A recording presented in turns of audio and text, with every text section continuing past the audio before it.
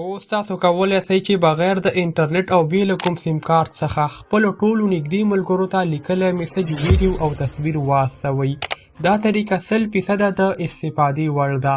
که چیرې تاسې انډرایډ موبایل لرئ او یا هم ایفون، یا دا طریقه د ټولو موبایلونو لپاره یو شان ده او 100% کار کوي. نو ګرانو ملګرو، که چیرې دا ویډیو معلوماتي وه، لایک ورکړئ او د خپلو نورو دوستانو سره شیر کړئ.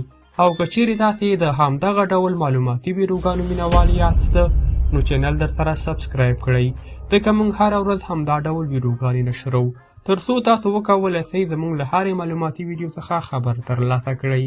اوس راځو چې څرنګه کولی شو یا د طریقه استفاده کړو. ګرانو ملګرو، هغې دپاره تاسې راشئ پر خپل موبایل کې د ویدیو په نوم اپلیکیشن را ډاونلوډ کړئ.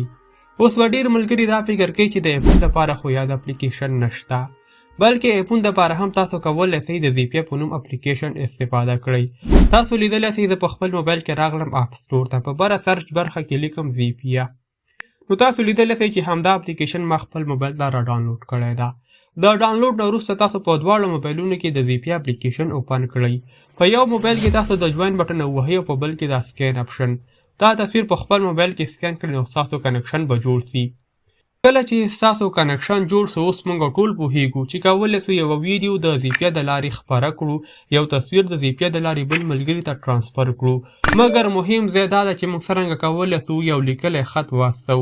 هغې دپاره ګرانو ملګرو تاسو راسئ په دې پورته اپشن باندې کلیک واخلئ میسج برخې ته. په دغه ځای کې چې تاسو هر څه ټایپ کړئ دا یاد موبایل ته لیږلی شئ. بغیر د انټرنیټ څخه په آفلاین ډول دا کار کوي. ګرانو ملګرو، تاسو لیدلی شئ زه لیکم سلام، نو دا سینډ اپشن باندې کلیک اخلم، هلته به سلام ورسیږي. په همدا ډول په دې بل موبایل کې لیکم وعلیکم سلام، نو دا میسج به هم راورسیږي. نو دا هغه طریقه ده چې تاسو ورڅخه استفاده کولی شئ. اوس راځو چې له دې طریقې څخه موږ په کوم وخت کې استفاده کولی سو.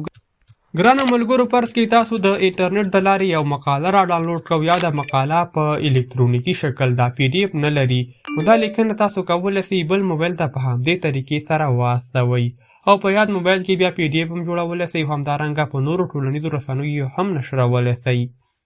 نو ګرانو ملګرو، دا هغه طریقه وه چې موږ او تاسو کولی سو یو لیکلی میسج ویډیو او تصویر د خپلو دوستانو سره بغیر د انټرنیټ څخه شیر کړو. نو که چیرې دا ویډیو معلوماتي وه، لایک ورکړئ او د خپلو نورو دوستانو سره یې مخ ته شیر کړئ. او د همدا ډول نورو معلوماتي ویډیوګانو دپاره باور لټون یوټیوب چینل لازمي سبسکرایب کړئ. د ویډیو په ډسکرپشن کې زموږ د واتساپ ګروپ شتون لري، کولی شئ موږ سره ګډون وکړئ او لا زیات معلومات ترلاسه کړئ. میلاویږو به پر بل راتلونکي ویډیو کې، تر بیا ښه وخت ښې چارې الله مو مل شه.